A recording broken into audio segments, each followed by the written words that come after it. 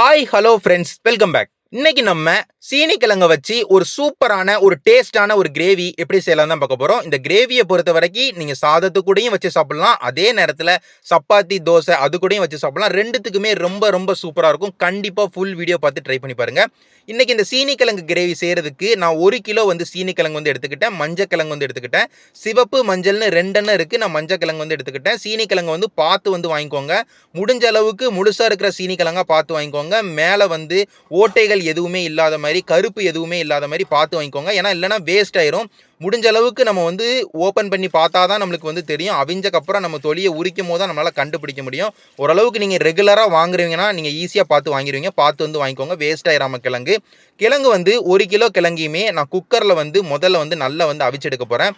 அதனால் குக்கரில் கிழங்கு எல்லாத்தையுமே மாற்றி ஒரு 1 லிட்டர் நல்ல தண்ணி ஊற்றி மூடி போட்டு ஸ்டவ்வை ஹை ஃப்ளேமில் வச்சு விசிலை போட்டு ஒரு 4 விசில் நான் விட்டுக்கிறேன். 4 விசில்லையே நம்மளுக்கு சீனி கிழங்கு நல்லா வெந்துடும். அதுக்கு மேலே கூட விட்டோம்னா ரொம்ப குழஞ்சி போன மாதிரி ஆயிரும். 4 விசில்ங்கிறது ஒரு கரெக்டான விசில். 4 விசில் விட்டக்கப்புறமா ஸ்டவ்வை ஆஃப் பண்ணிட்டு அப்படியே ப்ரெஷர் போகிற வரைக்கும் குக்கரை விட்டுருங்க. அந்த கேப்பில் நம்ம வெங்காயத்தை நல்லா வதக்கி எடுக்கணும். அதனால் ஸ்டவ்வில் கடாய் எடுத்து வச்சுட்டு கடலெண்ணெய் 1 கப்பு நான் சேர்த்துக்கிறேன். பொரிக்கிறதுக்கு கடலெண்ணெய் ரொம்பவே சூப்பராக இருக்கும். அதனால் கடலெண்ணெய் நான் பயன்படுத்திக்கிட்டேன். கடலெண்ணெய் 1 கப்பு அப்படிங்கும் போது ஒரு 250 ml தண்ணி பிடிக்கிற கப்புக்கு 1 கப்பு எடுத்திருக்கேன். அதுவும் ஒரு 250 ml தான் நம்மளுக்கு எண்ணெயும் இருக்கும். எண்ணெய் நம்ம ஊற்றி எண்ணெய் ஹை ஃப்ளேமில் வச்சு நல்லா சூடாக ஆரம்பிச்சக்கு அப்புறமா நம்ம ஒரு 3 பெரிய வெங்காயத்தை நம்ம சேர்த்துக்கிறோம். பெரிய வெங்காயத்தை நீட்டமாக வெட்டி சேர்த்துருக்கேன். பெரிய வெங்காயத்தை நான் சொன்ன மாதிரியே நல்லா லைட் ப்ரௌன் கலருக்கு நம்ம வேக வைக்கணும். அப்போனா நம்ம கரண்டியை வச்சு கிண்டிக்கிட்டே இருக்கணும்னு தேவையே கிடையாது. எண்ணெய் தாராளமாகவே நம்ம ஊற்றிருக்கோம். ஜஸ்ட்டு வெங்காயத்தை போட்டு நல்லா ஸ்ப்ரெட் பண்ணி விட்டு கிண்டி விட்டக்கப்புறமா அப்படியே ஒரு 2-3 நிமிஷத்துக்கு விட்டுட்டிங்கன்னா வெங்காயம் அது பாட்டு நல்லா வதங்கும். நல்லா வதங்க ஆரம்பிக்கும் போது லைட்டாக அப்பப்போ கரண்டியை கிண்டி விட்டுக்கிட்டே இருந்தீங்கன்னா ஒரு 6 நிமிஷத்துலேருந்து ஒரு 7 நிமிஷத்தில் இப்போ நீங்கள் வீடியோவில் பார்க்குற மாதிரி லைட் ப்ரௌன் கலருக்கு வெங்காயம் நல்லா வதங்கிடும். இந்த மாதிரி வெங்காயம் வதங்குச்சுன்னா ஒரு ஸ்வீட்னஸ் கொண்டு வரும். அந்த ஸ்வீட்னஸ் கிரேவியை ரொம்ப ரொம்ப டேஸ்ட்டாக மாற்றும். அதனால் முடிஞ்ச அளவுக்கு லைட் ப்ரௌன் கலருக்கு இந்த மாதிரி நல்ல வெங்காயத்தை வதக்கி அந்த வெங்காயத்தை எல்லாமே அப்படியே ஒரு பவுலுக்கு மாற்றி வச்சுக்கோங்க. இப்போ நம்மளுக்கு குக்கரில் ப்ரெஷர் போயிருக்கும். நம்ம வெங்காயத்தை வதங்கின நேரத்திலே நம்மளுக்கு குக்கரில் நல்லா ப்ரெஷர் போயிருக்கும். இப்போ நான் குக்கரை ஓப்பன் பண்ணுறேன். ஓப்பன் பண்ணி உங்களுக்கு காட்டுறேன். இப்போ பார்த்தீங்கனாலே தெரியும் நம்மளுக்கு கிழங்கு நல்லா வந்துருச்சு. ஓரளவுக்கு பெரிய பெரிய சைஸ் கிழங்காக தான் நான் சேர்த்தேன். அதுவே 4 விசிலில் நல்லா வெந்துருச்சு. நம்மளுக்கு வெந்த கிழங்கு எல்லாத்தையுமே தண்ணியிலிருந்து அப்படியே எடுத்து ஒரு பவுலுக்கு மாற்றி வச்சுக்கோங்க. இதை நம்ம தோலை உரிச்சு அதுக்கப்புறமா சின்ன சின்ன துண்டுகளா வெட்டணும். உடனே நம்ம வெட்ட முடியாது, அதுல ஹீட் இருக்கு. அதனால அது கொஞ்சம் ஆறட்டும். அப்படியே அந்த பவுலை தனியா எடுத்து வச்சிருங்க. அந்த கேப்ல நம்ம மிக்சர் ஜார்ல ஒரு பேஸ்ட் அரைக்கணும். அந்த பேஸ்ட் என்னெல்லாம் பார்த்துக்கிட்டீங்கன்னா நம்ம மிக்சர் ஜார் எடுத்து வச்சுக்கிட்டு அதுல முதல்லையே நம்ம பொரிச்சு வச்ச அந்த வெங்காயத்தை அப்படியே நம்ம சேர்த்துக்கிடலாம். வெங்காயம் சேர்த்தக்கு அப்புறமா அது கூடவே தயிர் சேர்த்துக்கோங்க. தயிர் கட்டி தயிர் ஒரு 3/4 கப்பே சேர்த்துக்கோங்க. ஏன்னா வெங்காயம் தயிர் ரெண்டுமே ஒரு நல்ல ஒரு ஃப்ளேவரும் நல்ல ஒரு வாசனையும் இந்த கிரேவிக்கு கொண்டு வரும். அதனால தயிர் புளிக்காத தயிரா பார்த்து நல்ல கட்டி தயிரா ஒரு 3/4 கப்பு வெயிட்ல சொல்லணும்னா ஒரு 170 கிராம் தயிர் இருக்கும். அது கூடவே அண்டிப்பருப்பும் ஒரு 25லேருந்து ஒரு 30 அண்டிப்பருப்பு சேர்த்துக்கோங்க. அண்டிப்பருப்பு கிரேவியை நல்ல திக்கனாக்கி ஒரு நல்ல டெக்ஸ்டருக்கு கொண்டு வரும். நம்ம 3மே சேர்த்து தண்ணி எதுவுமே சேர்க்காம மிக்சர் ஜார்ல நல்லா அரைச்சு எடுத்துக்கோங்க. ஓரளவுக்கு நம்மளுக்கு திக்கான பேஸ்ட் கன்சிஸ்டன்சில இருக்கணும். ரொம்ப தண்ணியா இருக்கக்கூடாது. தயிர் சேர்த்துருக்கறனால நம்ம தண்ணி சேர்க்கணும் தேவையே கிடையாது. இந்த மாதிரி ஓரளவுக்கு திக்கா பேஸ்ட்டை அரைச்சி எடுத்துக்கோங்க. இப்போ இந்த பேஸ்ட்டை அப்படியே ஒரு பவுலுக்கு மாற்றி வச்சுக்கோங்க. அந்த கேப்பில் நம்ம இப்போ பேஸ்ட்டை அரைச்சி முடிச்சிட்டோம். அந்த கேப்பில் நம்மளுக்கு நம்ம வேக வச்ச அந்த சீனி கிழங்கு நல்லா ஆறி இருக்கும். இப்போ நம்ம ஈஸியாக கையில் எடுத்து அது தோலை உரிச்சு சின்ன சின்ன துண்டுகளாக வெட்டி எடுத்துக்கலாம். நான் சொன்ன மாதிரியே தான் தோல் எல்லாத்தையுமே நல்லா உரிச்சு எடுத்துக்கோங்க. உரிச்சு எடுத்தக்கப்புறமா அதை ஓரளவுக்கு சின்ன சின்ன துண்டுகளாக வெட்டுங்க. ரொம்ப சின்னதாக வெட்டிட வேண்டாம். நம்ம கட் பண்ணி சேர்க்கிற அந்த சீனி கிழங்கு தேடி எடுக்கிற மாதிரி இல்லாமல் ஓரளவுக்கு பெரிய பெரிய சைஸஸாகவே கட் பண்ணி எடுத்துக்கோங்க. அதே நேரத்தில் நான் முதல்ல சொன்ன மாதிரி நம்ம தோல் உரிச்சக்கப்புறமா தான் அதில் எதுவும் சூத்த இருக்கா இல்லை எதுவும் கெட்டு போயிருக்கா நம்மளால் கண்டுபிடிக்க முடியும் மேக்ஸிமம். அப்படி நீங்கள் தோலை உரிச்சக்கப்புறமா ஏதாவது கருப்பாக எதுவும் இருந்து ஒரு மாதிரி சூத்தையாக இருந்ததுன்னா அதை நம்ம கிரேவியில் சேர்க்க வேண்டாம். நீங்கள் சேர்க்க மாட்டீங்க. அதை பார்த்து கரெக்டாக நீங்கள் சேர்த்துக்கோங்க. இப்போ இதே மாதிரி சின்ன சின்ன துண்டுகளாக எல்லா கிழங்கையுமே நான் கட் பண்ணி எடுத்துக்கிட்டேன். நீங்களும் நீங்களும் வந்து கட் பண்ணி எடுத்துக்கோங்க. இப்போ நம்ம கிழங்க வந்து கட் பண்ணி எடுத்தாச்சு. நம்ம பேஸ்ட் வந்து ரெடி பண்ணியாச்சு. இப்போ நம்ம கிரேவி வந்து செய்ய ஆரம்பிச்சிடலாம். அதுக்காண்டி ஸ்டவ்ல வந்து ஒரு கடாய் வந்து எடுத்து வச்சுட்டு, நம்ம எண்ணெய் வந்து கடலெண்ணெய் வந்து சேர்த்துக்கிறோம். நம்ம வந்து வெங்காயத்த பொரிச்சு மீதி வந்து கொஞ்சம் எண்ணெய் இருந்தது. அதே எண்ணெய தான் நான் வந்து சேர்த்துக்கிறேன்.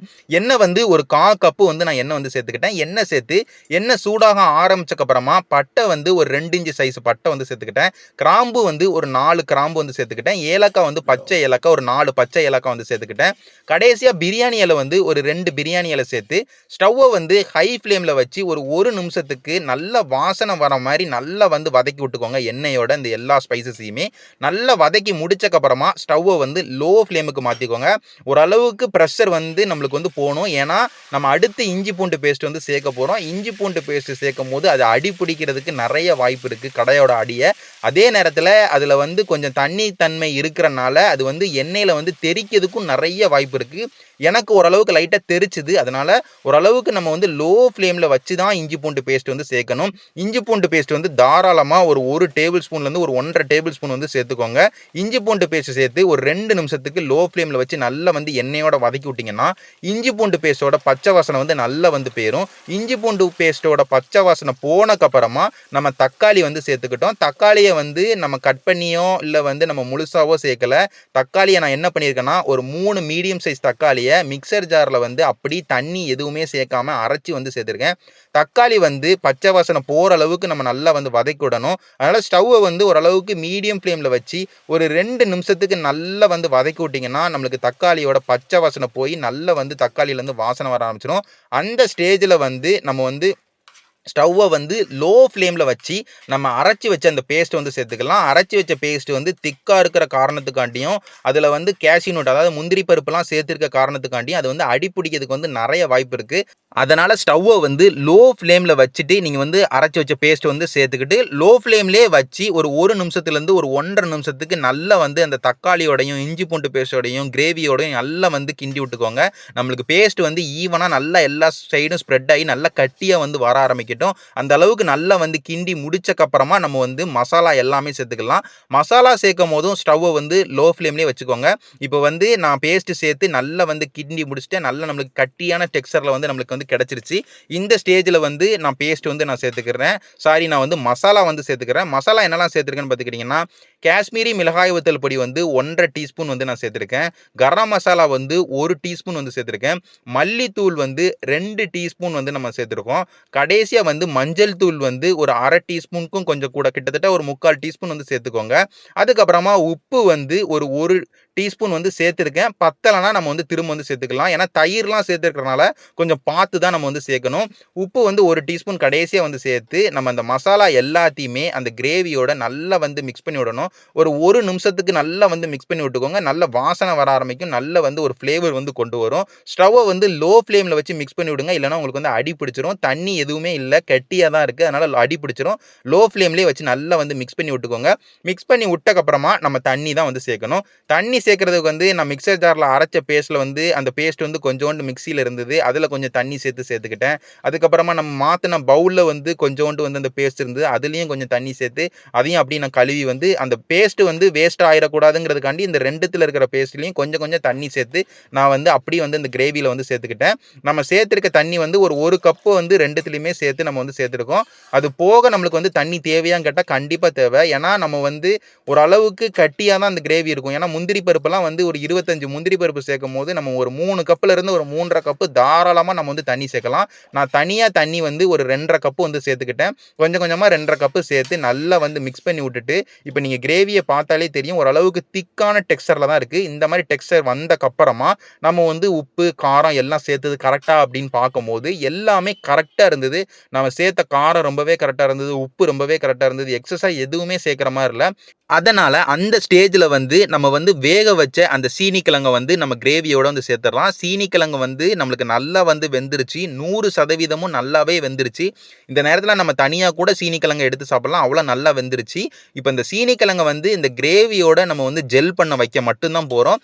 அதுக்கு வந்து நம்ம இந்த கிரேவியோட சீனிக்கிழங்கை வந்து சேர்த்து நல்லா வந்து மிக்ஸ் பண்ணி விட்டுட்டு ஒரு 10 நிமிஷத்துக்கு மட்டும் ஓரளவுக்கு மீடியம் ஃப்ளேம்ல வந்து கொதிக்க விட்டீங்கன்னா, நம்மளுக்கு இந்த சீனி கிழங்குல வந்து அந்த கிரேவி வந்து நல்லா வந்து ஜெல் ஆயிரும்.